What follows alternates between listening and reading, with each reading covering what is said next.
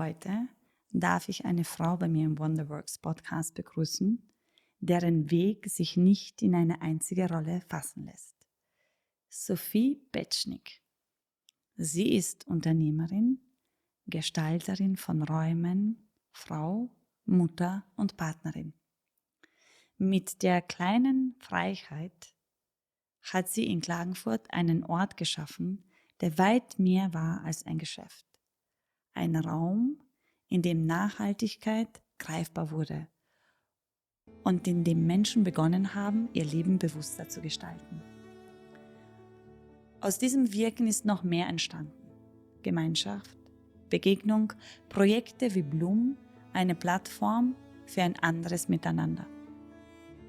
Was mich an Sophie besonders berührt, ist, dass sie Nachhaltigkeit nicht als Trend versteht, sondern als Rückverbindung zu dem, wo wir eigentlich herkommen und wie wir leben wollen, sollen. Und ihr Weg erzählt auch von Mut, nicht nur zu erschaffen, sondern auch loszulassen. Vom Vertrauen, dass genau darin Raum entsteht für etwas Neues. Seit sie Mutter ist, beschreibt sie etwas sehr Schönes, dass sie noch deutlicher spürt, wie stark ihr Herz mit einem anderen Menschen verwoben ist. Und vielleicht ist genau darin auch ihre Arbeit verankert, in diesem tiefen Bewusstsein von Verbindung.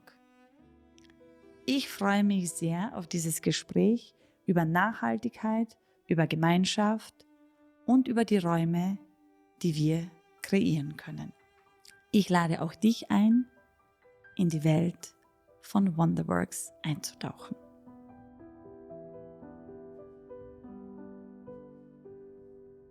Heute darf ich im Wonderworks Podcast eine Frau vorstellen, oder ein Gespräch mit dir tanzen, die mir vor ein paar Jahren über den Weg gelaufen ist, oder ich dir, bei einem Fest von Nikoya Yoga am Forellenhof. Standst du da bei deinem Stand? Ich habe dich vorher noch nie gesehen und ich habe mir gedacht, ich kenne eigentlich sehr viele Frauen, du bist mir neu und es hat mich angezogen, deine Ausstrahlung hat mich angezogen und das, was du dort verkörpert hast. Und das war über Nachhaltigkeit aufmerksam machen. Und ich weiß, dass ich mit dir ins Gespräch gegangen bin, weil ich wissen wollte, wo kommst du her, was tust du hier? Und da hast du damals diese Idee von deinem Laden mit mir geteilt und so. Und mehr haben wir damals nicht miteinander gesprochen. Aber dafür später und heute herzlich willkommen, Sophie Petschnik. Die meisten Leute, Sophie, in Klagenfurt, in Kärnten, kennen dich dadurch, dass du unglaublich aktiv bist und die Nachhaltigkeit an den Menschen bringen möchtest oder dieses Bewusstsein darüber in der Gesellschaft bilden möchtest. Sie kennen dich über den Laden Kleine Freiheit. Das ist der erste Unverpacktladen in Kärnten. Und ich bin gespannt, was wir heute noch alles über dich erfahren werden. Wo kommst du überhaupt her? Wie kam es zu dieser ganz tiefen Vision von dir, dass du weißt, das ist das, was du in die Welt tragen sollst, diese Bewusstseinbildung über Nachhaltigkeit im Leben. Ich bin sehr froh, dass du meiner Einladung gefolgt bist und freue mich sehr auf unser Gespräch. Du bist in Klagenfurt geboren, die älteste von 3 Schwestern, und der erste Weg aus Klagenfurt in die Welt war nach Graz zum Jus-Studium. Wie kam es dazu, dass du auf die Idee gekommen bist, Jus zu studieren? Ja, das ist eine Frage, die ich mir sehr, sehr oft, in meiner, ja, verkürzten Zukunft gestellt habe. Also, seitdem ich dann eigentlich diesen klassischen juristischen Karriereweg beendet habe. Ähm, Ich glaube, es war am Ende des Tages so ein tiefer innerer Drang, für Gerechtigkeit zu sorgen. Also ich bin jetzt alles andere als die klassische Juristin, aber ich habe immer gedacht, dieses Recht ist ein Instrument, um für mehr Gerechtigkeit zu sorgen in unserer Welt. Und ich glaube, das war so der Ursprungsimpuls. Und dann hat sicher auch die Idee von meinen Eltern, dass es doch sehr schön wäre, eine Richterin oder eine Anwältin in der der Familie Familie zu zu haben, auch eine kleine Rolle gespielt. Genau. Und hast du dann im Laufe vom Studium schon so deinen Weg gefunden, wo du gewusst hast, welchem Recht möchtest du dich zuwenden, so eigentlich? I Eigentlich nicht. Also, ich habe mir im Studium relativ leicht getan, aber ich muss ja ganz ehrlich sagen, meine Prioritäten waren jetzt, nicht klar auf meine berufliche Zukunft gerichtet, sondern einfach aufs Abenteuer, Erasmus, ein Jahr in Frankreich. Dann habe ich sehr viel Zeit in der Türkei und in Istanbul verbracht. Was mir aber schon immer sehr interessiert hat, war auch ein bisschen so dieser politische Aspekt, dieser gesellschaftliche Aspekt, der da auch mit rein spielt, der Asylbereich, und meine Diplomarbeit habe ich dann am Schluss in Politikwissenschaften über so Minderheiten in der Türkei geschrieben.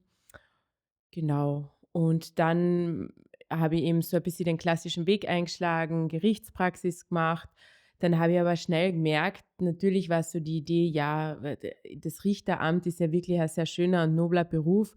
Aber im Laufe der Gerichtspraxis habe ich gemerkt, dass ich leider nicht unparteiisch sein kann und dass es auch nicht immer das Werkzeug für die gefühlte Gerechtigkeit ist, sondern dass natürlich auch Richter gewissen Regeln zu folgen haben, Beweisführungspflichten, und dass das, was auf dem Gerichtssaal dann entschieden wird und wie das endet, nicht meinem sehr stark ausgeprägten Gerechtigkeitssinn entspricht. Und deswegen war einfach klar, dass das kein Weg ist, den ich einschlagen kann.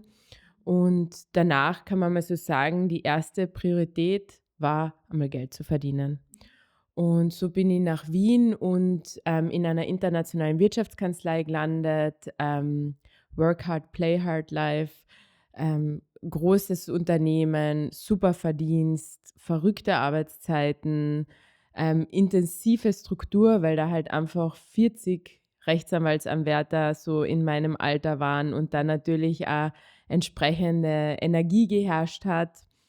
Ja, aber das war dann auch mit der Zeit klar, dass es ja nicht meinem Wesen und nicht meiner Identität entspricht. Und dann habe ich zum Glück diese Möglichkeit gehabt und ergriffen, eine Bildungskarenz zu machen, und bin dann mit 26 nach Südafrika. Ich habe irgendwo einmal von diesem Master internationalen Umweltrecht gehört und habe nicht mehr aufhören können, darüber nachzudenken. Ich habe davor noch nie Europa verlassen. Ich habe immer sehr gern gereist und war viel im Ausland, aber nie wirklich den Kontinent verlassen. Für mich war klar, da muss ich hin und das möchte ich jetzt machen. Wie Genau. kann man sich dann vorstellen? Wie viele Jahre ist das jetzt her, dass du in Südafrika warst? 10, kann man 10 Jahre sagen. ist es her. Du warst Bis 1,5 Jahre 11 dann in Jahre. Kapstadt, Genau. oder? Wie ist es, das erste Mal dort zu landen und ganz ein neues Universum kennenzulernen? Also bei mir war es so, ich bin am Flughafen angekommen und ich habe mich einfach zu Hause gefühlt. Das ist so ein Gefühl, das habe ich davor auch noch nie gehabt, aber dieses Chaos, die Gerüche, diese Einfachheit, die Freundlichkeit der Menschen, das Lachen, das hat total meinem Wesen entsprochen. Viel mehr als die Blazerblusen, die Kanzlei und der erste Bezirk in Wien. Und dann habe ich zum Glück meinen danach zukünftigen Mann, also meinen Freund damals noch, auch mitgehabt. Also er war mit in Er war Kapstadt. mit in Kapstadt, er hat ja gerade sein Studium beendet und hat dann dort in so einem Hostel gearbeitet und halt gesurft und das Ende seines Studiums genossen, und ich habe an der UCT Umweltrecht studiert. Und das war halt sehr intensiv und aufrüttelnd für jemand, der davor immer schon stark werteorientiert und politisch gedacht hat und gedacht hat, na, wir Europäer, wir sind ja eh so gut, die EU, das Traumkonzept, unsere Menschenrechte, das Ganze, was wir uns erarbeitet haben. Und dann sitzt man in Südafrika in einem Land, das voller Rohstoffe ist und so eine gebeutelte Vergangenheit, die von uns mit beeinflusst wurde, hat, und lernt über Ressourcen, über Minen, über indigene Völker, über Biopiracy, über diese ganzen Dinge. Und ich kann mich erinnern, nach den ersten 2 Wochen habe ich mich so geniert, Europäerin zu sein. Also das war wirklich sehr spannend, sehr intensiv, und sehr lehrreich, würde ich sagen.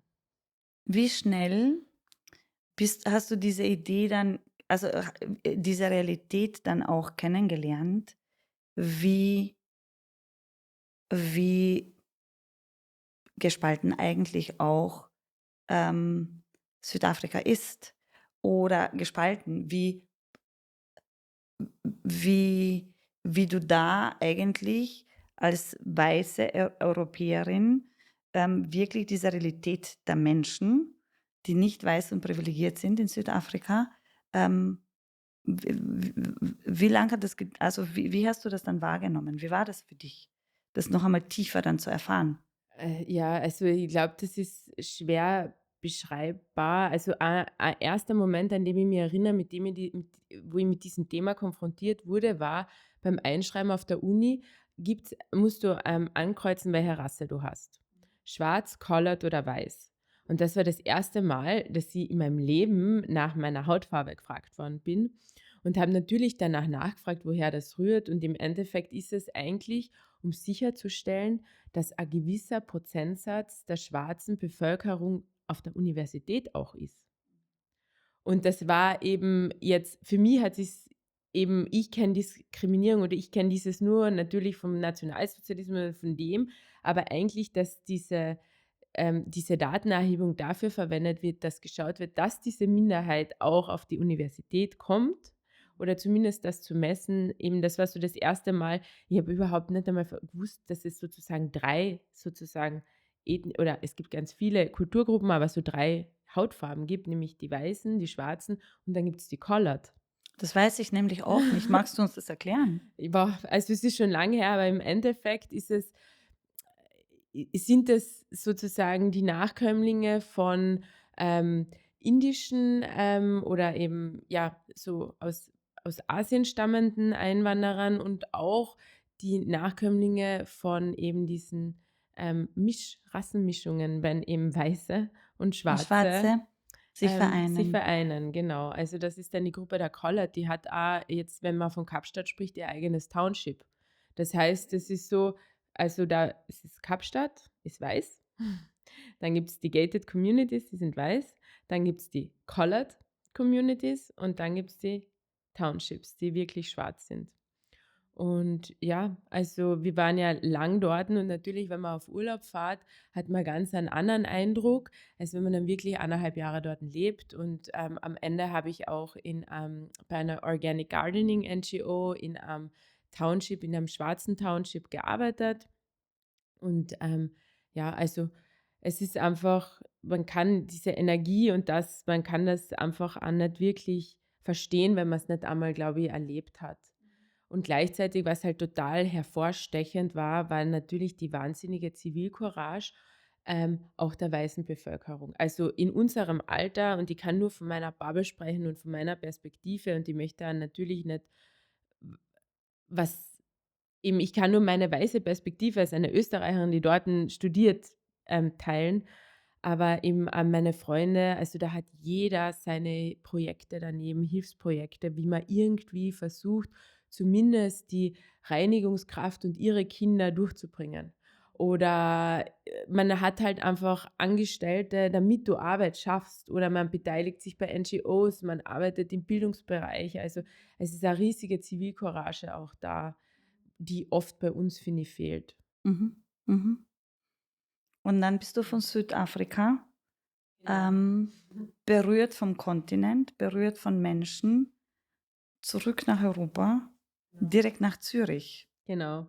Ja, direkt nach Zürich. Mein Mann hat damals da waren wir gerade in Mosambik auf Urlaub, ein Bewerbungsgespräch geführt mit der ETH Zürich. Es war so lustig, weil er spricht da mit den Professoren und selber sitzt da bei 45 Grad mit der Boardshort und oben irgendwie so ein halbwegs schönen T-Shirt, das er noch da gehabt hat, da im Rinderschweiß runter. Und er hat sich halt nie ernst genommen, dass er da jetzt auf die ETH nach Zürich kommt, aber hat sich halt einfach beworben und dann hat er bald einmal die Zusage gekriegt und dann war klar, okay, der nächste Weg führt dann eben von Südafrika nach Zürich. Das heißt, der Weg nach Zürich war wegen deinem Mann. Genau. Das heißt, er ist mit dir nach Südafrika, aber du bist wegen ihm dann mit ihm nach Zürich. Genau. Aber er wollte, also es sind beides Orte, dann brauchst du nicht viel Überredungskunst, dass du dahin mitgehst. Und wie hast du dann deinen Weg in Zürich gefunden? Er war an der Uni. Genau. Und auf dem Weg im Endeffekt von Afrika zurück war für mich klar, also die juristische Laufbahn, zumindest die Kanzlei und diese Arbeit ist nie wieder möglich für mich. Und was mich halt sehr berührt hat in Südafrika generell, war das Thema Müll. Das ist für mich dieses Thema Müll eigentlich dort erst in mein Leben kommen, weil ich jeden Tag auf dem Weg zur Universität an massiven Müllbergen vorbeigefahren bin. Und wir haben gern gesurft. Und wenn aber der Wind von der falschen Richtung gekommen ist, dann war der ganze Dreck und das ganze Wasser, es ist alles verseucht gewesen, da wo die Wellen waren. Die Leute haben, wo wir dort waren, hat es kein Grundwasser, also hat es Wasserknappheit gegeben. Also da haben wir echt das Wasser von der Dusche abgefangen, mit dem das Klo gespült und das Wasser vom Abwaschen genommen und mit dem unsere Kleider gewaschen. Das war wirklich extrem. Und das ganze Grundwasser ist verseucht wegen dieser Mülldeponien. Also das Thema Müll ist auch da in mein Leben gekommen. Dann bin ich nach Zürich gekommen und dann habe ich mir so gedacht, okay, es gibt zwei Möglichkeiten, in die ich tauche. Das eine ist meine Liebe zum afrikanischen Kontinent und das andere ist meine Aufgabe oder dieses Thema Waste, Zero Waste, einfach dieses Thema anzupacken irgendwie und darin zu arbeiten. Und dann habe ich halt Bewerbungen geschrieben, rausgeschrieben und das Universum hat mir Afrika geschenkt. Die Abenteuer. Und dann folgten 5 Jahre Genau. Pendeln zwischen Zürich, Kamerun, Zürich, Sambia, Zürich, Togo. Genau. Was hast du da alles gemacht? Genau, also ich habe dann in Zürich beim Solarenergie-Startup begonnen, als eine der ersten Mitarbeiterinnen. Ein Startup, das von 3 Herren gegründet worden sind, 3 Männern aus der Finance-Branche und Tech-Branche. Und ich bin da so als erste wirklich Frau in dieses Team geraten und bin dann gleich einmal für fast ein Jahr in den Kamerun. Wir überhaupt nachschauen müssen, wo der Kamerun liegt. Kleines Land in Zentralafrika. Französisch habe ich gewusst. Zum Glück habe ich eben Französisch sehr gut gelernt in der Schule und danach. Und ja, und dann haben wir mal so geschaut und dann so, ach so, ja, also es ist eine Diktatur seit über 30 Jahren und es herrscht der Bürgerkrieg in einem Bereich und es grenzt oben an den Tschad, was auch, sagen wir mal, eine Region ist, die jetzt nicht sehr Ruhig ist. Genau, sehr ruhig ist. Auf der anderen Seite der Kongo, genau, wenn ich das recht erinnere oder wenn ich es jetzt falsch meine, weiß jetzt nicht mehr genau. Genau, und dann bin ich einmal dort hin und habe das Abenteuer begonnen und habe im Endeffekt für die Firma dort einen Markt aufgebaut. Das heißt, das Solar-Startup war kein Wohltätigkeits-NGO, sondern die haben lokal B2B gearbeitet und nicht nur die Solarprodukte geliefert, sondern auch lokal Vertriebspartner aufgebaut. Und das war halt meine Arbeit. Also ich bin da hingegangen, bin am Anfang in ein Hotel gezogen und dann hat es angefangen mit Wohnungssuchen, Firma inkorporieren, Container importieren, Teams aufbauen, Distributionspartner finden, Projekte an Land ziehen etc. Hat mit Use nicht mehr so viel zu tun. Nein, hat mit Use nicht mehr so viel zu tun, aber ich werde nie vergessen, was mein damaliger Chef gesagt hat. Und den Job habe ich nur gekriegt, weil ich bei so einer bekannten internationalen Kanzlei war und der gewusst hat, wer dort arbeitet, der kann arbeiten. Und er hat gesagt, nein, er hat mich kennengelernt, er hat sich gedacht, ach, die kann man ins Wasser schmeißen und die fängt schnell an zum Schwimmen. Das war so. Vielleicht bist du nicht umsonst auch Fisch. Genau. Und es war im Endeffekt, bin ich extrem dankbar, weil es ist total schwer, Karriere zu wechseln. Und ich habe mich so viel beworben und es war immer, wieso bewirbt sich eine Juristin darauf? Und die Leute haben, oder das ist ein Thema, es zieht sich in meinem Leben durch, dieser Kampf, dass man Menschen oder dass sie mein Naturell oder die Sachen, die ich kann, rüberbringen kann, auch wenn ich einen unkonventionellen Background oder Lebenslauf habe. Aber Just zu studieren hat mir nicht geschadet. Ich Ja. habe gewusst, wie man Sachen importiert. Ich habe Direktiven lesen können. Ich habe verhandeln können. Ich habe inkorporieren können. Also das sind alles so Aspekte, die du in der Businesswelt brauchst, wo das Just-Studium super nützlich ist. Mhm. Mhm. Genau. Und dann ist dort das Abenteuer losgegangen und natürlich ist da Kamerun und Sambia und Togo noch einmal ganz ein anderes Afrika als Südafrika. Ganz ein anderes Afrika, also das kann man gar nicht vergleichen. Im positiven Sinne so viel sicherer. Also, ich habe mich so sicher dort gefühlt, obwohl ich die einzige Weiße weit und breit war. Aber eben diese ganze Kriminalität und diese ganze Gewalt und diese Herausforderung, die eben in Südafrika durch die Geschichte und der Apartheid ist, die hat es halt dort nicht gegeben. Und ähm, Südafrika ist sehr beeinflusst von unserer westlichen Konsumwelt auch und von unserer westlichen Welt. Und der Kamerun, das ist noch wirklich Real Africa Life überall, also von der Großstadt bis hin zum Busch. Mhm. Genau. Und dann hast du deine Erfahrungen in Afrika gemacht. Und so diese Erkenntnis, es ist zwar alles nett, was du da machst, aber eigentlich ist der Ursprung vieler Problematiken auf diesem Kontinent eigentlich ganz woanders, da wo wir leben, in der westlichen Welt. Und das hat dich dann zurückgerufen nach Europa und dieser starke Wille, da was zu verändern, damit sich auch dort was verändern kann. Habe ich Genau. das richtig? Genau, also ich habe diese wahnsinnige Liebe zu diesem Kontinent, aber gleichzeitig bin ich dort nicht geboren und auch nicht dort verwurzelt, auch vielleicht in einem früheren Leben, aber heute nicht. Und so ist es immer mehr mir klar geworden, dass ich eigentlich meine Aufgabe ist, dahin zurückzukehren, wo ich herkomme. Und ich hätte nie gedacht, dass ich jemals wieder nach Kärnten komme. Also ich habe wirklich gesagt, mit 18 Nie kann ich mir wieder. nicht vorstellen, jemals wieder nach Klagenfurt zurückzukehren. Aber eben dieser Ruf, okay, wenn ich wirklich was verändern kann, dann ist es dort, wo die Menschen meine Sprache sprechen und ich ihre Sprache und ihren Dialekt spreche, wo wir die gleichen kulturellen Hintergrund haben. Dort ist es viel integer auch, dass mir Menschen glauben. Und nicht jeder hat diese wahnsinnige Chance gekriegt, wie ich, das zu erfahren und mit diesen Menschen zu leben und dort einzutauchen. Und das kann auch nicht jeder, weil unser Planet das gar nicht zulassen würde. Aber ich möchte einfach versuchen, trotzdem dieses Gefühl herzubringen, dass ich habe gesehen, dass das, was wir an Entscheidungen treffen, am nächsten Tag die Auswirkung dort hat, weil ich habe mit Kakaobauern gearbeitet und da wird jeden Tag neu auf die Tafel geschrieben, was sie für ihre Kakaoernte kriegen, für ihre Bohnen. Und das ist beeinflusst von uns. Und das ist das beste Beispiel, wie eine kleine Aktion hier das Schicksal des Menschen am anderen Planeten binnen 24 Stunden beeinflussen kann. Weißt du was, Sophie? Es wäre jetzt total schön, wenn wir da hineinzoomen, Ja. weil ich glaube, du bist so in dem drinnen und viele, die uns zuhören, haben dieses Bewusstsein einfach nicht. Was heißt das jetzt wirklich, was du gesagt hast? Was heißt das, dass unser Konsumverhalten, das wir da in Europa haben, am Leben des Kakaobauers in Afrika verändert? Vielleicht zoomst du da hinein und erklärst das. Genau, also im Endeffekt unsere Nachfrage, das, was wir konsumieren wollen, das, was unser Markt eben zeigt, das, wonach wir, wie soll ich sagen, das Bedürfnis haben, wonach wir uns sehnen, wie Avocados, Bananen, Mangos, Schokolade, Kaffee, Tee. Das kommt ja alles nicht von da. Und je mehr wir das wollen und je günstiger wir das eben erwerben, desto stärker beeinflusst das die Menschen, die diese Rohstoffe anbauen. Und jetzt kann man sich das so vorstellen.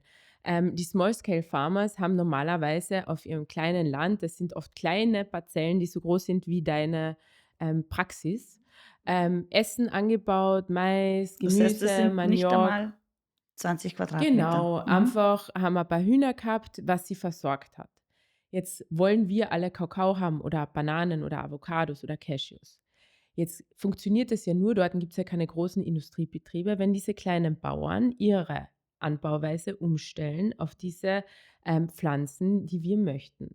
Jetzt fängt dieser Bauer an, weil das natürlich das schnelle Cash bringt, weil das eine ist er selber und der Kapitalismus und diese Wirtschaftswelt nimmt ja immer mehr dort einen Einlauf, weil du kannst im Busch Nestle Babynahrung kaufen und Maggi und Coca-Cola, wo die Leute nicht einmal einen Handyempfang haben. Also es ist absurd. Und natürlich das Geld und diese Wirtschaftsart und Weise nimmt immer mehr Einzug. Und dann ist es ja kurzfristig gedacht, für diesen kleinen Bauer sinnvoller, Kakao anzupflanzen. Nur pflanzt er dann Kakao an in einer Monokultur, natürlich nicht biologisch, sondern mit den ärgsten Pestiziden und zerstört dadurch seinen Boden, Seine seine Lebensgrundlage eigentlich. Lebensgrundlage und muss natürlich Essen einkaufen. Das kommt ja auch noch dazu. Und dann ist es so, diese Kakaobohnen, die trocknet er noch vor seiner Hütte in der Sonne, dann kommt alles in der Kooperative und dort steht auf der Tafel praktisch jeden Tag, wie viel er für diese Für diese Bohnen kriegt. Bohnen kriegt. Dann werden diese Säcke zum Hafen gebracht, in die Schweiz exportiert und dort weiterverarbeitet. Und im Endeffekt bleibt kein erweiterter Mehrwert, kein Know-how, nichts bei diesen kleinen Bauern. Und noch dazu zerstören sie ihre Lebensgrundlage damit. Nur wissen sie das nicht, weil sie überhaupt nicht gebildet sind, was jetzt zum Beispiel den Einsatz von Pestiziden angeht. Und es war voll lustig, weil wir waren in einem großen Projekt integriert und alles, was man in Europa nicht mehr verkaufen kann, weil es zu giftig ist, oder in Amerika, es geht nach Südamerika und nach Afrika, weil die Firmen hören ja nicht auf, die Gifte zu produzieren. Sie erschließen nur einen neuen Markt. Und das wird halt einfach total deutlich. Und dann kommst du nach Europa und dann siehst du diese abartigen Berge an, jetzt sagen wir mal Schokolade oder Nüsse oder um was für einen Preis diese Produkte verkauft werden.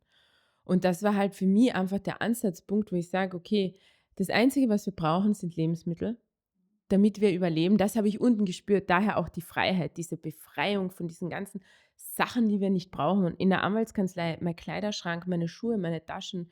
In der Mittagspause sind wir auf einen Café und der Bluse zum Sarah gegangen. Gell? Und dann bist du dort und merkst, ey, ich brauche überhaupt gar nichts. Ich brauche nur was Gutes zum Essen. Also komme ich daher und sage, okay, das Einzige, was wir brauchen, sind Lebensmittel, die uns nähren. Mittlerweile machen ja unsere Lebensmittel uns krank auch. Und diese Lebensmittel haben einen riesen Impact am anderen Ende der Welt und überall. So, wie können wir das verändern? Indem wir die Art und Weise, wie wir diese Lebensmittel konsumieren oder wie wir generell konsumieren, umstellen. So, jetzt gehst du in den Supermarkt und du hast keine Ahnung, was für ein Produkt überhaupt das Nachhaltige dort ist. Das ist, überall steht Organic oben, überall steht irgendwas oben, die Verpackungen sind ästhetisch, aber du weißt überhaupt nicht, wie diese Nüsse, was die ganze Kette daran ist, die ganze Lieferkette, was die für einen Impact haben. Und es gibt aber Firmen, die anders arbeiten. Und daher bin ich halt gekommen und habe gesagt, okay, ich möchte dahin zurückkehren, wo ich herkomme und versuchen, diesen Kontakt wiederherzustellen zwischen dem Rohstoff und uns. Diese Verbindung auch zwischen uns und den Bauern und zwischen dem Rohstoff und unserem Körper und unserer Gesundheit. Und das ist ein riesiger Brocken Bewusstseinsbildung. Aber ich kann ja nicht das Bewusstsein bilden, wenn es keinen Ort gibt, wo ich das einkaufen kann. Und so war natürlich das Geschäft der erste große Schritt und der Tip auf der Eisberg. Man sieht diesen kleinen Laden und man denkt sich, nicht so ein kleiner hipper Laden, aber alles, was darunter ist, das ist so viel mehr als dieser hippe kleine Laden. Aber das war halt der erste Schritt. Das war der erste Schritt, zu beschließen, Zürich zu verlassen, wieder zurück nach Kärnten zu kommen, in dein Lebensraum, aus dem du kommst, aus dem ihr beide kommt mit deinem Mann und als quasi ein Aufhänger unter Anführungszeichen oder etwas, was sichtbar ist, was diese Idee von dir sichtbar macht, den Laden zu gründen, damit die Sichtbarkeit vorhanden ist und du eigentlich auf der Basis ja ganz was anderes also viel mehr in die Bildung eigentlich investierst und das ist etwas wie ein Leuchtturm, wo man halt sieht, okay, da gibt es einen Laden und dann kann man tiefer reisen. Und vor wie vielen Jahren seid ihr zurückgekommen? Also im September 22? habe ich eröffnet. Das ist also vor gut 4 Jahren, 4,5 Jahren sind wir zurückgekommen.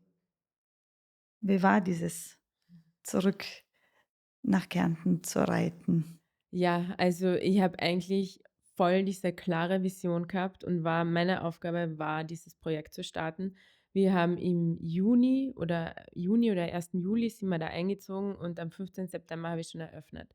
Und für mich, das war ein Flow, der da war, das war unglaublich. Schon der ganze Aufbau, es ist eins nach dem anderen zusammengekommen und es hat einfach geflowt und ich habe mir gedacht, okay, that's it. Das ist der richtige Weg. Der Weg ist dann auch sehr steiniger geworden, aber halt der Anfang war sehr, sehr flowig. Das heißt, es war eigentlich eine sehr schnelle Geburt Es war eine sozusagen. sehr schnelle Geburt und es war eine klare Vision und genau. Und danach ist es natürlich, ich bin komplett blauäugig da reingegangen. Ich habe keinen Plan gehabt, was es heißt, Lebensmittel zu managen. Ich habe zwar davor ein Praktikum gemacht, 3 Monate in Zürich und so einen kleinen In so Laden einem Laden? geführt. Genau, Mhm, das war in der Vorbereitung. mhm. Ja, und dann ist das eben auf mich eingebrochen. Und danach habe ich voll oft gedacht, so, boah, wieso habe ich das so schnell gemacht? Habe auch oft das bereut und mir gedacht, wieso habe ich mir nicht mehr Zeit genommen? Und danach habe ich mir gedacht, okay, wenn ich mir 6 Monate Zeit genommen hätte, dann hätte ich das wahrscheinlich nie gemacht, weil die Energie von Klagenfurt mich runtergezogen hätte. Weil ich komme aus Zürich, aus der Startup-Welt, aus Afrika, geht, gern mal, mach mal, ja klar, probier mal, etc. Und so bin ich hergekommen und so habe ich das Ganze aufgezogen. Und dann, nach einem halben Jahr, habe ich einmal gespürt, was so der Grundtenor ist. Ich bin ja praktisch zwar da geboren und aufgewachsen, aber ich habe so viele Dinge nicht mehr gewusst von hier. Zum Beispiel nicht mehr gewusst, dass jeder überall hin mit dem Auto fährt. Bei meiner ganzen Location-Suche habe ich nicht bedacht, dass in Klagenfurt jeder mit dem Auto von A nach B fährt und dass das ein Problem ist, an einer Straße zu sein und nicht was Gutes, wie wenn du in Zürich oder Wien wärst, wo du sagst, naja, da spazieren ja die Leute die ganze Zeit vorbei und gehen zur U-Bahn oder zur Straßenbahn. Und bei dir fahren sie Und bei mir fahren sie vorbei und winken rein. Und ich habe immer gesagt, wenn das Projekt zu Ende geht, würde man sagen, die kleine Freiheit, da ist jeder schon einmal vorbeigefahren. Genau. Also das sind voll viele Themen und da habe ich dann so richtig gemerkt, diese teilweise schwierige Energie, die da ist, dieses Laxe, diese und nah und funktioniert nicht und wieso sollte ich und also das war eben, das ist dann kommen. Also im Nachhinein war diese schnelle Geburt, du kannst es nicht ändern, so wie es ist. Man denkt dann halt erst im Nachhinein darüber nach, war ein Fehler oder nicht. Aber wahrscheinlich hätte ich es vielleicht nie gemacht, wenn ich länger da gewesen wäre. Und nochmal sagen wir, die kleine Freiheit, der erste Unverpacktladen in Kärnten als Leuchtturm für eine viel größere Vision, die dahinter ist. Du hast ja im April 24 noch einen nächsten Schritt gemacht und hast einen Verein Blum gegründet. Vielleicht magst du dazu was sagen, was diese Idee war, dass dich da weiter eigentlich was getrieben hat. Also noch mehr zu expandieren und noch mehr dich sichtbar zu machen. Ja, also die Grundvision, mit der ich hergekommen bin, war, eine Plattform für Nachhaltigkeit zu gründen. Und was ist eine Plattform? Eine Plattform ist dynamisch und eine Plattform dreht sich und eine Plattform greift ineinander. Und von Anfang an war die Grundidee, diese Plattform braucht mehrere oder muss unsere ganze Gesellschaft umfassen. Die Ja, Privatwirtschaft, die ja. Infrastruktur und die Zivilgesellschaft und die Community, was das Herz ist.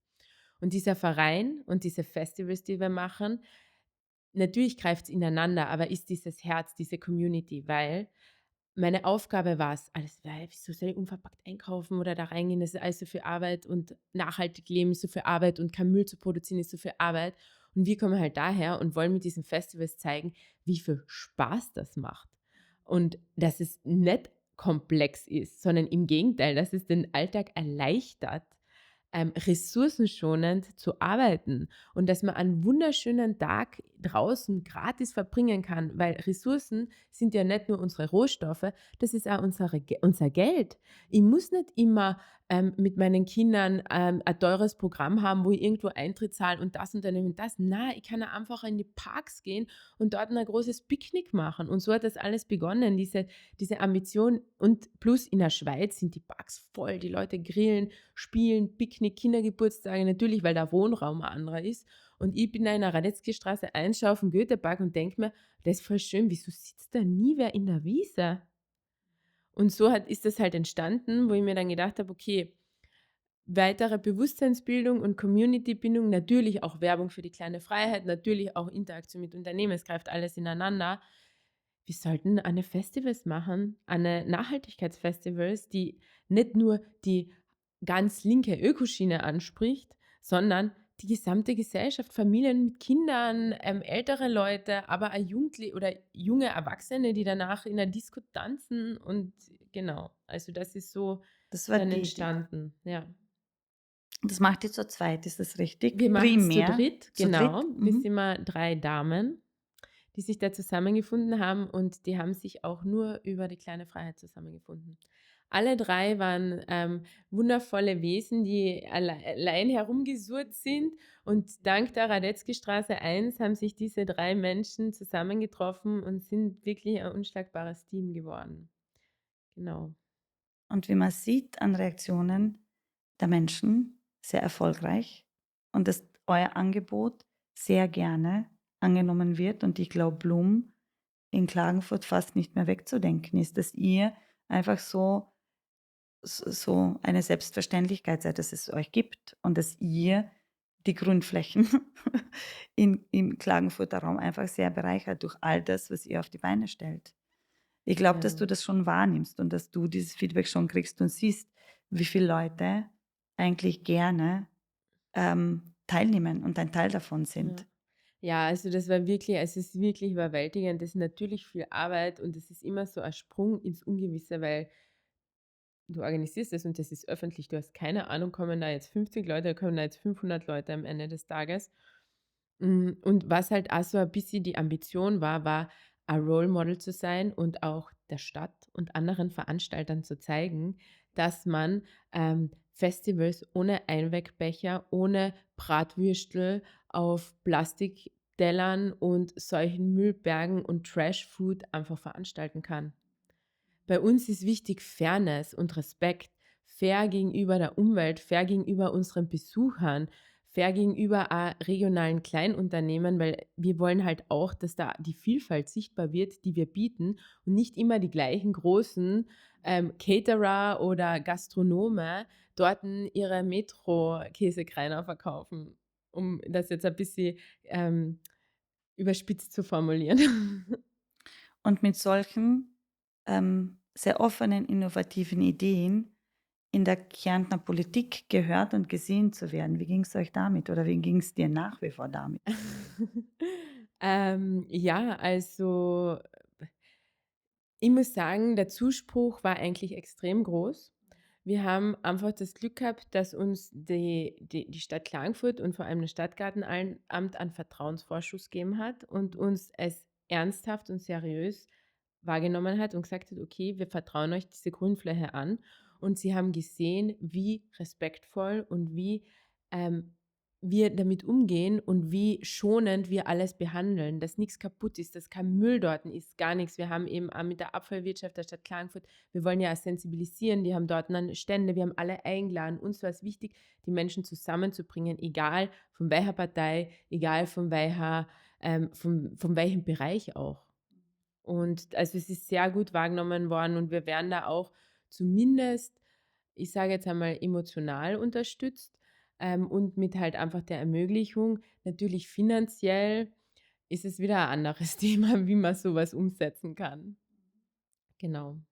Und zu all dem, was du jetzt erzählt hast du ja auch noch am Lehrgang, am Wifi, ähm, einem Nachhaltigkeitslehrgang, referiert, oder? Hast du einen Mhm. Teil davon? Und wenn man das alles so zusammenzählt und wir eins noch gar nicht erwähnt haben, dass du vor 15 Monaten auch Mama geworden bist, dann dann müssen wir so, wenn wir so ein bisschen Mathe verstehen, uns denken: „Okay, der Tag hat 24 Stunden. Das alles, was wir gehört haben jetzt von dir, wie lässt sich das in diese 24 Stunden packen?“ Ja, also es ist schon, ja, eben eine Herausforderung und für mich war vor allem das letzte Jahr sehr hart, weil mein Plan war es vor allem immer, das Geschäft aufzubauen und mich dann ein bisschen aus dem Operativen zurückzuziehen und mich dann eben weiter der Bewusstseinsbildung und einfach dem größeren Ganzen zu widmen.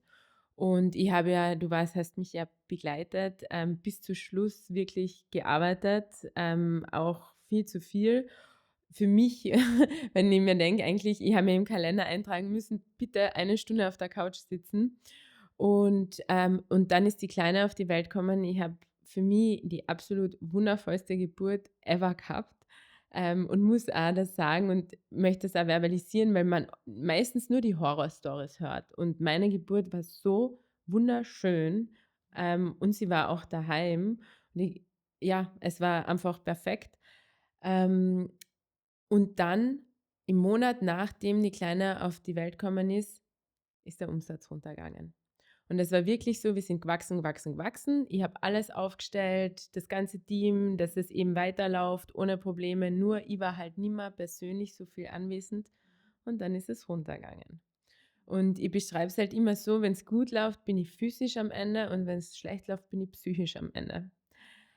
Ja, und so war dann das letzte Jahr durchwachsen. Dann ist es runtergegangen, dann zerbricht man sich den Kopf, oh Gott, was kann man machen, etc. Weil das ist natürlich auch ein Projekt, nicht vergleichbar mit einem Baby, aber es steckt auch sehr viel deiner Schöpferkraft also in ihm.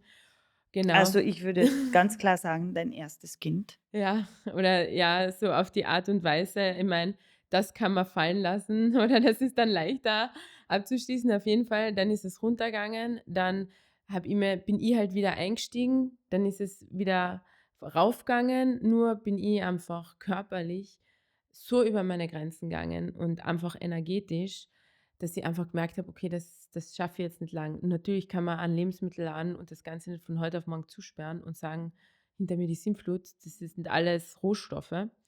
Genau, und so ist es dann das Jahr vergangen und habe einfach Raubbau an mir und meiner Familie betrieben im Sinne von, dass halt einfach zu wenig da ich an Ressourcen investieren habe können, wo sie eigentlich auch gebraucht werden. Und dann war eigentlich nach Weihnachten klar, wo ich wirklich 2,5 Wochen gebraucht habe, bis ich wieder ich selber wäre, weil ich wirklich, also wie ein Sack Kartoffel war. Da habe ich die Kleine noch gestillt. Meine Mitarbeiterin ist krank geworden, wir haben Caterings gehabt, Weihnachtsgeschenke für Unternehmen und den normalen Ladenbetrieb mit dem Weihnachtsgeschäft. Also da habe ich 60 Stunden gearbeitet und die Kleine in der Nacht gestillt und das 6 Tage die Woche. Ich war komplett fertig. Und dann war klar, so kann es nicht weitergehen. Dann war mein Aufruf im Jänner, kann wer einsteigen. Ich schaffe es allein nicht mehr, will wer einsteigen, will wer nachfolgen. Und dann hat sich niemand gefunden.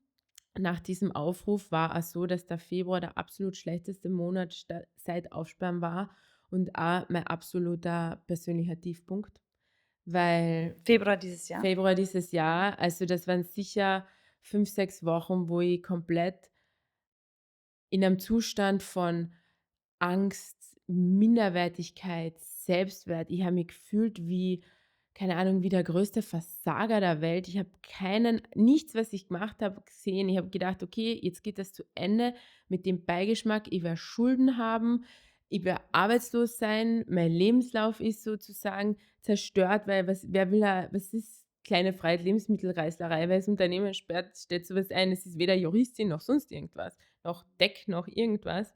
Also, ich war wirklich ganz tief in dem Prozess, des Leidens und des auch dann Loslassens irgendwo, weil ich habe da gewusst: „Okay, ich schaffe es nicht mehr allein. Für mich ist klar, das ist zu Ende. Wenn sich niemand findet, kann ich das nicht weitertragen.“ Und damit war dann klar, nach Ostern, startet der Abverkauf mit, Anfang Mai ist dann zu Ende, weil Mai sind noch so viele Feiertage, da kann ich meine Mitarbeiterin nicht einmal mehr zäh zahlen. Und wie gesagt, jedes schlechte Monat reißt mir so ein Loch in die Tasche und das ist halt so arg. Dann ist Weihnachten und dann hast 2, 3 schlechte Monate und du schaust, wie das runterdroppt, weißt nicht mehr, wie die Fixkosten zahlen kannst, arbeitest Vollgas, hast ein kleines Baby, mit dem du eigentlich Zeit verbringen willst, weil es voll cool ist und eine Familie und eben das Ganze ist sich nicht mehr ganz ausgegangen, muss ich sagen. Und dann war halt klar, okay, ich muss das jetzt loslassen und habe mich dann im Endeffekt in diesem Prozess, ich sage immer, das war wie eine Trennung von einer toxischen Beziehung. Du durchgehst das, du kannst es loslassen, du liebst es, aber du weißt, es tut dir weh und es ist schlecht für dich und es zieht dich runter. Und dann habe ich diese Trennung für mich geschafft und habe mich im Endeffekt mit dem Worst-Case-Szenario abgefunden. Ich bin mit einem Geschäft voller Zeug. Ich habe mich beim Fichtringer Flohmarkt angemeldet, habe gedacht, okay, da werde ich jetzt stehen und das ganze Zeug verscherbeln. Ich bin mit einem Laden voller Zeug, habe einen offenen Kredit und Schulden und bin arbeitslos. Und mit der Situation habe ich mich dann angefreundet und habe sie akzeptiert. Ja, und dann, Und dann kam was anderes, was wir dann teilen werden. Aber ich würde gerne, weil ich das ja dadurch, dass ich dich begleiten durfte, ähm, mitgekriegt habe, in welcher Realität du auch gelandet bist als Frau, weil solange wir nicht die Mutterschaft antreten und diesen Weg der Mutterschaft bewusst oder unbewusst halt eingehen in unserem Leben, haben wir noch einmal ein bisschen eine andere Realität über die Welt. Und ich glaube, jede Frau, die Mutter wird, jede Frau, die selbstständig Mutter wird, vielleicht noch ein bisschen mehr, wird plötzlich mit einer Welt konfrontiert, die bis zu dem Zeitpunkt ein bisschen verborgen war. Okay? Was heißt es jetzt wirklich, ähm, Mutter zu werden in unserer Gesellschaft? Und vielleicht teilst du da ein bisschen was davon, was so die ersten großen Überraschungen waren in deinem Leben als jemand, der einen Laden führt, Mutter zu werden, in Mutterschutz zu gehen und so weiter und so fort. Was hast du da für Überraschungen erlebt? also wie gesagt, ich bin Juristin und habe mich da wirklich auch reingefuchst und habe meinen Plan X zusammengelegt mit, okay, meine Mitarbeiterin wird an meiner Betriebshilfe, ich stelle jemanden ein, ich ziehe mich dann eben zurück, kann in Mutterschutz gehen etc. Ja, die Realität war dann eine andere. Und ich habe immer in männerdominierten Bereichen gearbeitet, in der Anwaltei, im Solarenergiebereich in Afrika. Ich habe mich noch nie so diskriminiert gefühlt als Frau wie in der Situation als schwangere Selbstständige, die natürlich ein Geschäft mit Öffnungszeiten betreibt. Das ist was anderes, wenn man eine Miete hat, wenn man eine Marke aufgebaut hat, wenn man Öffnungszeiten hat. Da kann man nicht einfach sagen, okay, ich sperre das jetzt für 6 Monate zu und lege das still. Das geht einfach nicht. Und das war ein wahnsinniger Kampf mit der Versicherung, mit der Wirtschaftskammer, den ich am Ende des Tages nur durch Interventionen gewonnen habe und weil ich einfach diese intellektuelle Know-how und auch diese Kraft und diesen Gerechtigkeitssinn habe, dass ich auf alle Barrikaden gestiegen bin, auch mit Unterstützung dann am Ende von dir und auch mit meiner Frauenärztin, einfach auch meinen Körper und mein Kind zu schützen in der Situation am Ende des Tages, weil das ich, wenn ich jetzt eine Billa-Angestellte wäre, nicht mehr schwer heben darf. Das ist Arbeitsschutz. Das ist klar. Wenn ich als Schwangere mich beim Supermarkt melde, dann kann ich gewisse Sachen nicht mehr machen. Aber wenn ich als Selbstständige schwanger bin, dann ist nicht irgendein Entgegenkommen, dass ich vielleicht nicht mehr kiloweise 20 Kilo Säcke an Haferflocken herumtragen kann oder so. Das existiert in unserem System nicht. Dass ich meinen Körper und mein Embryo auch schützen muss als selbstständige Frau. Ja, also das war wirklich, und das war wieder so eine Situation, ich habe mich so aufgeregt, ich habe so viel Energie und Kraft rein investiert, bis ich mich eigentlich mit der Situation abgefunden habe, okay, so wird das sein, wahrscheinlich wird der Laden das nicht überleben finanziell. Und dann habe ich mir gedacht, okay, jetzt habe ich noch eine Möglichkeit, ich habe einen Kontakt, eine Frau, die könnte ich noch ansprechen und das habe ich dann gemacht, wo ich mich aber auch schon wieder abgefunden habe mit dem Worst-Case-Szenario und dann ist das Unmögliche möglich geworden und ich habe doch eine Betriebshilfe zur Seite gestellt bekommen.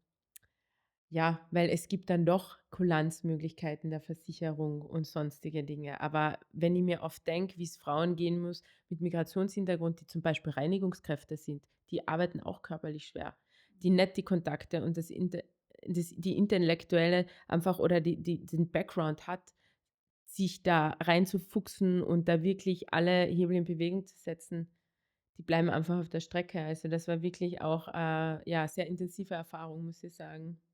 Also, ich denke auch bei mir noch an die Zeit zurück, war ja immer selbstständig und, und meine Kinder sind jetzt schon 28, 26, 22, bald 18. Da hat's diese Modelle, da war es gar nicht vorgesehen, dass du in Mutterschutz gehst eigentlich. Dass du dann auch das Geld kriegst dafür. Und ich weiß noch ganz genau, bei einem meiner Kinder, da war ich da habe ich in der 36. Woche noch eine Geburt begleitet, weil schon andere Kinder da waren auch. Ähm, und wenn ich heute so zurückdenke, ich meine, 36. Woche ist schon gut schwanger. Bei einer Geburt zu sein, passt eigentlich nicht so ganz zusammen eigentlich. Und habe mir dann immer gedacht, ähm, ja, wo ist die Realität dessen, dass wenn man selbstständig ist, dass man ja genau die gleichen Bedingungen haben sollte, dass das ganz klar geregelt werden soll, ähm, dass, dass wir auch geschützt sind, dass unsere Kinder und wir auch geschützt sind und das selbstverständlich. Und, ähm, und ich war sehr überrascht, als ich es dann bei dir oder durch Frauen mitkriege, wie viel wir da noch immer wieder einfach Aufholbedarf haben, wirklich gute Strukturen und Regelungen eigentlich zu schaffen, dass es allen eigentlich gut geht. Ja. Ja, also ich bin da wirklich auf die Barrikaden gestiegen und ist dann sogar in Kärnten und Steiermark ein großer Bericht in einer kleinen Zeitung kommen über die Situation. Ähm, und die Aussage unserer, sagen wir mal, Interessensvertretung ist, es gibt zu wenige selbstständige Frauen, die schwanger sind. Deswegen gibt es da nicht entsprechend eine Lobby, die da arbeitet in dem Bereich. Und dann frage ich mich, wieso gibt es so wenig selbstständige Frauen, die schwanger sind? Nicht, weil es so wenig Selbstständige gibt. Dass sich die Leute natürlich dann anstellen lassen, genau für den Grund, aber das ist ja auch nicht der Sinn und Zweck, auch nicht für einen Arbeitgeber in ein Anstellungsverhältnis zu gehen, nur damit du dich und dein Kind schützen kannst in dem Zeitraum. Wie würdest du sagen, hat ähm, die Geburt, die Mutterschaft deine Sichtweise auf die Welt verändert und dich verändert?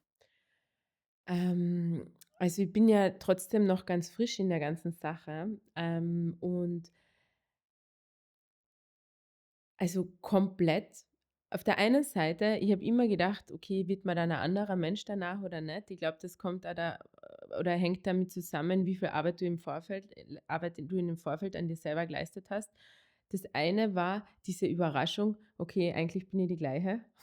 Eigentlich habe ich die gleichen Interessen und den gleichen Drive und die gleiche, Intelligenz und alles ist gleich. Also, ich bin der gleiche Mensch, aber mein Herz hat ein Teil gehört jetzt jemandem anderen oder ein Teil von meinem Herz ist mit einem anderen Menschen verwoben. Und immer wenn dieser Mensch nicht bei mir ist, ist mein Herz einfach nicht komplett. Es ist nicht so, als würde es schmerzen, aber der Teil von meinem Herzen ist halt einfach woanders. Oh, magst du das noch einmal sagen? Das finde ich, das hast du wunderschön beschrieben. Immer, also du empfindest das Muttersein, dass du dein Herz mit deinem Kind teilst, mit deiner Tochter teilst. Sprich du es noch einmal aus. Du hast es Also, so schön gesagt. jetzt weiß ich nicht, wie die Worte waren, aber es fühlt sich für mich so an, es würde eben ein Stück von meinem Herz mit diesem anderen Herzen verwoben sein und diesem anderen Menschen. Und, wenn dieser Mensch nicht bei mir ist, dann fehlt ein Stück, aber mein Herz ist nicht gebrochen, aber es ist eben auch nicht komplett. Das ist so wie einfach, dass ein Stück meines Herzens an einem anderen Ort ist. Und erst, wenn wir wieder zusammen sind, fühlt sich das dann wirklich so vereint, an. Und eben, ich habe auch die Möglichkeit und was für mich natürlich auch wichtig ist, ist da die Unabhängigkeit und ich habe natürlich auch schnell wieder gearbeitet und war einen ganzen Tag dann weg oder habe dann auch schon, ich glaube, nach einem Jahr war oder nach 6 Monaten war so die erste Nacht. Da habe ich natürlich noch abgepumpt, also ich habe bis zum 15, 14 Monat auch gestillt oder 13 abgepumpt. Aber das erste Mal weg, das war für mich schön und die war ich selber, aber eben mein Herz war nicht ganz komplett. Also das war das erste Mal, wo ich so richtig gespürt habe, okay, ein Teil von meinem Herzen wird jetzt immer woanders sein. Woanders sein. Ja. Mhm. Und gleichzeitig eben das im Zusammenhang mit meiner beruflichen Vision und Berufung irgendwie, war es so, okay, davor habe ich schon zu viel gearbeitet. Aber da habe ich die Früh und den Abend gehabt, um mich zu regenerieren und mich um meine Partnerschaft ein bisschen zumindest zu kümmern. Mein Partner ist sehr begnügsam. Und jetzt ist eben die Kleine da und dann ist natürlich die Früh und der Abend weg. Und natürlich es ist das Schönste, aber diese Regenerationszeit, die fehlt. Und das habe ich halt in diesem Jahr, vor allem, wo ich dann wieder voll eingestiegen bin, um einfach dieses ganze Schiff noch oder Schadensbegrenzung zu betreiben, ähm, ganz, ganz arg gemerkt, dass einfach diese Regenerationszeit fehlt und gleichzeitig nicht genug Ressourcen für meine Familie da sind. Das heißt, ich habe eigentlich für sie nicht genug gehabt, für mein Projekt nicht genug gehabt, für mich nicht genug gehabt. Also ich habe mich einfach in einer Situation gefunden, wo, wo zu viel gegeben wird und trotzdem nicht ausreichend allokiert oder eben verteilt sind die Ressourcen. Mhm. Also, ich frage mich ja immer wieder, was für eine Welt müssen wir bauen, dass wir durch das, was wir als Frauen erreicht haben in unserer westlichen Gesellschaft, dass es selbstverständlich ist, dass wir uns bilden dürfen, ähm, dass es selbstverständlich ist, dass wir unseren Träumen außerhalb der Mutterschaft, die uns über Jahrhunderte in den Schoßraum gelegt wurde, eigentlich leben dürfen. Ähm, und dass wir trotzdem diesen Traum nicht aufgeben müssen. Was für eine Welt müssten wir bauen, dass diese Regenerationsphasen, die ja nicht nur uns Frauen, sondern natürlich auch der ganzen Menschheit zugute käme, dass wir innehalten, dass wir in Regeneration gehen. Das, was die Natur uns so vormacht und vorlebt. Und wir sehen, dass ohne Rückzug und ohne Innehalten, ohne Pause, die die Natur so dringend braucht, damit sie Früchte kreieren kann und tragen kann, ähm, wie finden wir dort, wie schaffen wir es, diese Kurve zu machen, dort zurück hinzufinden, damit es nachhaltig letztendlich ist für uns als Human Being, für alle Menschen, die in unserem Leben sind und für alle, die noch weiter in unserem Leben sind. Ja, ich glaube, es braucht so wie auch im Bereich der Nachhaltigkeit auf allen Ebenen eine Transformation.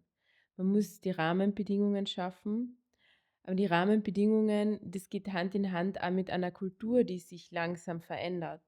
Und diese Kultur ist natürlich sehr stark von der männlichen Vorherrschaft geprägt. Und die gilt es halt umzuarbeiten. Und gleichzeitig ist es natürlich auch, wir Frauen müssen unsere Stimme erheben und schaffen das, glaube ich, jetzt immer mehr, weil wir auch uns gegenseitig sehr unterstützen. Also ich habe nur das Glück gehabt, in meinem Leben an Frauen zu geraten, die diese Schwesternschaft und diese Unterstützung, wir sind alle Teil einer gleichen diskriminierten Gruppe und müssen uns da gegenseitig stärken und den Rücken frei halten. Und ich glaube, es braucht eben alle diese 3 Ebenen. Und ich habe mich oft gefragt, wie Menschen und Männer, die selber Väter sind, ähm, da nicht darauf sensibilisiert sind, weil die haben selber gesehen, wie ein Kind zur Welt, was der weibliche Körper leistet, wie ein Kind geboren wird, was die Schwangerschaft und auch die Zeit danach, die Stillung, die sind ja Teil auch davon. Und es gibt leider Gottes viele auch Entscheidungsträger, Männer, die Väter sind und die trotzdem eigentlich nicht diese Entscheidungen treffen, die auch Frauen zugutekommen. Und das ist für mich immer so unverständlich. Wie kannst du, wenn du ein Vater bist und ein Kind, ich gehe mal davon aus, dass jeder, sagen wir mal, psychisch gesunder Mensch sein Kind liebt in einer Art, wie ich mein Kind liebe, weil das natürlich vorprogrammiert ist oder wie mein Mann unser Kind liebt. Und deswegen kann ich es nicht nachvollziehen, wie man dann so frauenfeindliche Rahmen und Entscheidungen einfach treffen kann. Und ich glaube, da ist so extrem viel Arbeit auch notwendig und nicht nur von uns Frauen, sondern eben auch von den Männern. Also, und ich habe auch Glück und du kennst meinen Mann, der ist ein Wahnsinn. Der war die ersten 6 Monate in Karenz. Er hat sich er definiert sich irgendwo auch als Mutter, nicht nur als Vater, sondern einfach jetzt nicht diese Geschlechterrolle, aber einfach diese Aufgabe in der Familie, die das Das Fürsorgliche. das Fürsorgliche, die Ernährung, einfach das ist beides. Ich glaube, dass man gar nicht so Vater und Mutter, sondern dass es ihm auch, möglich ist, diese, ähm, diesen Bereich mit zu leben, weil er zu Hause geblieben ist. Er hätte ja diese Erfahrung nie gemacht. Wenn er weiter arbeiten geht, dann kann er ja diese tiefe Erfahrung gar so nicht machen. Und das finde ich wunderschön und ich glaube, dass es vielleicht auch noch viel mehr solche Erfahrungen von Männern braucht und die ich möchte von Partnerinnen braucht, aber es sind tatsächlich trotzdem die Männer, männliche Personen, die dann die Welt kreieren zum großen Teil.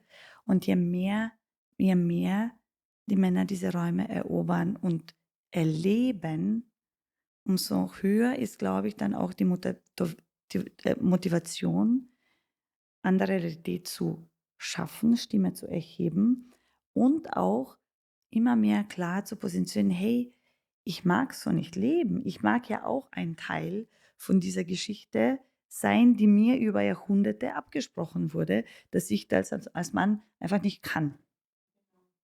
Ich frage mich, warum kann ein Mann diese Rolle so nicht leben?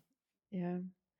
Also, es ist sicherlich ist dieser Instinkt nicht abhanden gekommen, weil das dauert länger als, aber es ist einfach die Kultur, in der wir sind, die jetzt langsam aufbricht und wo sich Dinge verändern, auch nicht einfach für Männer.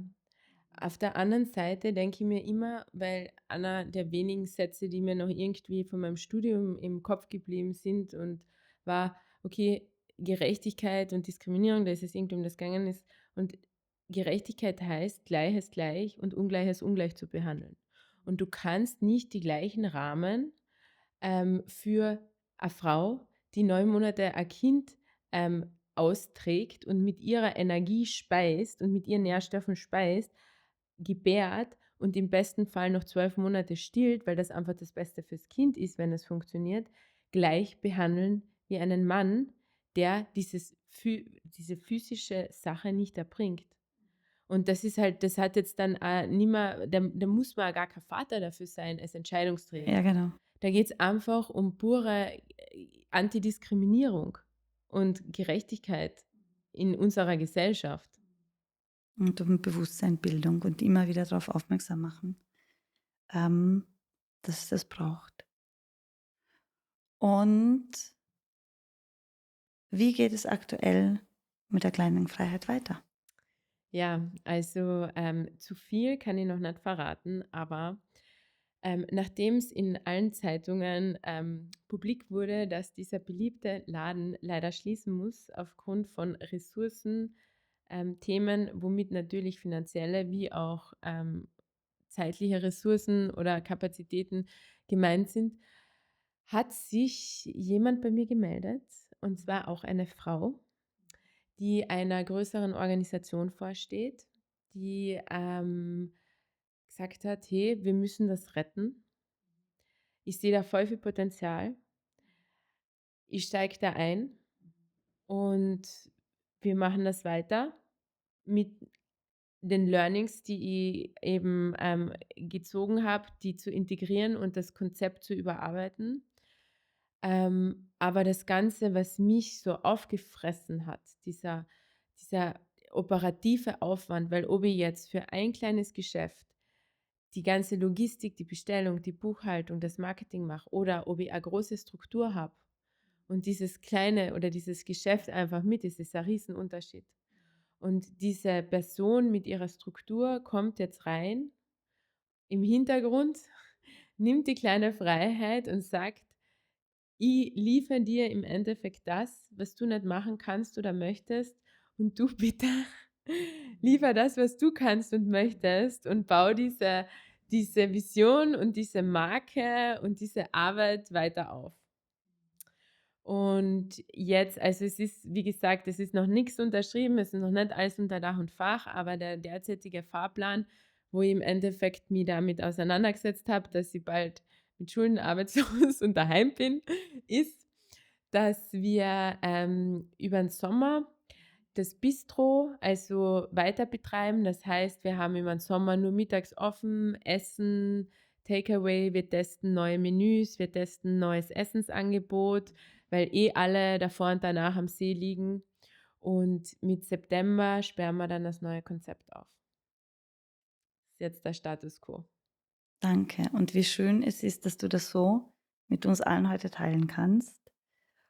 Und als ich das heute im Vorfeld vor dem Gespräch gehört habe, habe ich mir gedacht, ich meine, ich darf als Hebamme immer wieder beobachten, was für eine Kraft und was für ein Wunder auch wenn das jetzt unglaublich pathetisch klingt, was für eine Kraft und Wunder im Loslassen und von Rollen, von Anhaftungen, von Sachen, wie wir glauben, dass sie so sein müssen, wie wir sie gleich halten wollen, dass wenn wir mutig sind und eben das alles facen, was du gesagt hast, schlechte Biografie, Arbeitslosigkeit, Aufgeben von einer großen Vision, wenn man das alles irgendwie annimmt und ja dazu sagt, vielleicht ganz was anderes entstehen kann, was gar nicht entstehen könnte, wenn wir nicht auf diesen tiefen Punkt kommen, den ich unter der Geburt immer erlebe, wo man glaubt, man stirbt, dann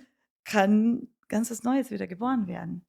Und wie schön es ist, dass du heute da sitzt und sagen kannst, nein, die kleine Freiheit, so wie sie bis heute war, lebt sich ein bisschen aus, aber sie darf neu geboren werden mit noch ganz anderen Ressourcen, so wie es aussieht, die dir viel mehr Raum frei machen für das, was du eigentlich machen möchtest und in der Gesellschaft verändern möchtest und aufmerksam machen möchtest drauf. Ja, das passt sehr gut zusammen. Es ist eben so witzig, weil dadurch meine Geburt, die war so traumhaft und da habe ich das wahre Loslassen gespürt und danach habe ich gedacht, jetzt habe ich es. Jetzt kann ich, das war Magic, ich habe gedacht, jetzt weiß ich, jetzt weiß ich, wie man loslässt. Und 6 Monate später war ich wieder so verkrampft und mein Kopf war wieder so verkrampft und alles war wieder so, dass ich mir gedacht habe, das gibt's ja nicht. Ich meine, wie absurd ist denn das? Ist das Hat bis zu einem Beckenbodenspasmus geführt. Weißt du? Wo du dir denkst, wie geht das? Ich habe die Traum für mich beste Geburt gehabt und du warst dabei. Wir haben das Video, das Kind flutscht mehr oder weniger raus. Und dann 6 Monate später bin ich tiefer in dem Festhalten und Krampf drin als je zuvor. so viel? Ich glaube, Und dann mal wieder, es berührt mich jetzt. ja, es war wirklich so. Ja, weil ich glaube, ganz ehrlich, ich meine, ich habe 4-mal losgelassen, ich habe 4 Kinder geboren und immer wieder komme ich im Moment, also an Punkte in meinem Leben, wo noch ein tieferes Loslassen erforderlich ist. Und auch wenn ich den Muskel schon so oft geübt habe, natürlich, ich weiß schon, ich kann schneller, ich kapiere, mein System versteht es immer schneller. Was heißt es eigentlich? Aber im ersten Moment kommt trotzdem noch dieser Festhaltereflex hoch. Und was passiert? Was passiert jetzt? Und ich glaube, das ist die Kunst des Lebens. Das wird uns immer wieder widerfahren, Sophie, dass wir an den Punkt kommen, wo wir sagen: „Okay, der Beckenboden spannt sich an. Spaß muss pur. Was ist jetzt dran? Es fühlt sich unmöglich an.“ Und dann dürfen wir wieder loslassen. Ja, es ist wirklich verrückt. Aber so wie du sagst, ich meine, du hast da die Erfahrung von viermal, also scheinbar merkt sich der Körper das nicht. Na, ich Aber kann dir ganz klar sagen, man kommt immer wieder auf den Punkt, wo man daran erinnert wird, ähm, dass man es tun soll. Und mhm, ich glaube aber, dass wir im Laufe des Lebens das einfach so lang üben, weil was müssen wir dann ganz zum Ende machen? Ganz am Ende müssen wir den Körper loslassen. absolut. Das heißt, ich glaube, das ist einfach so ein Weg, den wir Mhm, auf diesem Planeten einfach haben. ja.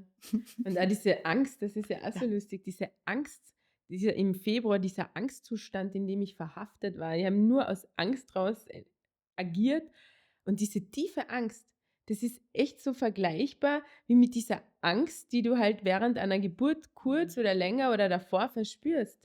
Diese Urangst irgendwie, auch wenn das jetzt das Unternehmen ist oder die Arbeit, die du loslässt, gell? Und dann und danach ist es mir wieder gut gegangen und dann ist verkündet worden, dass wir zusperren und alle Leute so im Geschäft: „Boah, du strahlst so, wie geht's dir denn?“ Und ich so: Es „Ja, gibt jetzt geht's mir gut. Jetzt geht's mir gut.“ Aber eben, das ist total arg. so schön. So schön. Danke, danke, danke, Sophie, dass du meiner Einladung gefolgt hast und mit mir jetzt dieses Gespräch getanzt hast, und alles so geteilt hast. Und wir freuen uns sehr, wenn wir dich weiterhin in Klagenfurt umtriebig erleben werden. Aber wir freuen uns auch sehr, dass dein Herz, was so verwebt ist jetzt mit einer kleinen Tochter, immer wieder in diesen Hafen zurückkehren kann und du das auch genießen kannst. Vom Herzen danke, dass du heute da warst. Danke, liebe Sala, für die Einladung. Sehr, sehr gerne.